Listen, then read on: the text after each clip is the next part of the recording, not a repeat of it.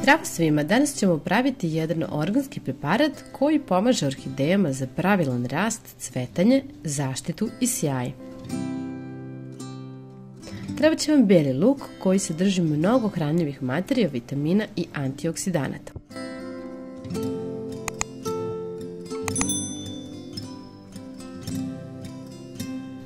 Očistite nekoliko čanova bijelog luka i iseckajte na sitnije komadiće. Biće dovoljno 4 do 5 čanova.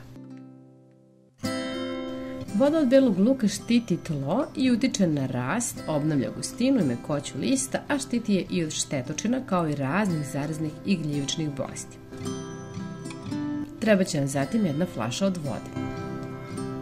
U flašu stavite bijeli luk. Ova voda je dobra da se koristi i kao pomoć u buđenju biljaka nakon zimskog perioda.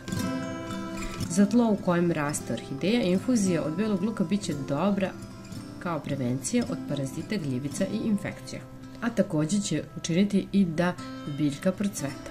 Zatim sipajte vodu.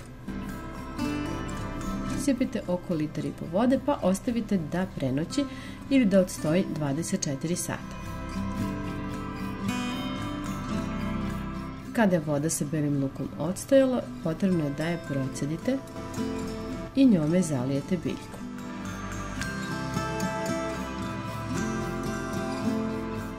Ja je zalivam tako što je izvadim i stavim u neku činjenicu, pa ovako dobro zalijem ovom tečnošću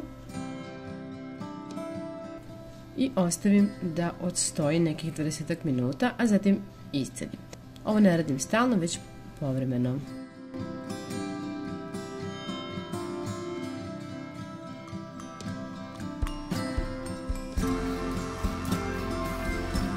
Nakon što je biljka odstojala, odcedite je dobro pa vratite u saksiju. Zalivajte samo zdravu biljku ovom tečnošću. Isto to možete raditi i sa ovim manjim orhidejama. U ovoj činjenici sam pripremila malo vode, a sipat ću i malo mlijeka. Umočite tufar i premažite lišće biljke. Proteini iz mlijeka će zaštititi listove od gljivica, a i imat će lepši sjaj.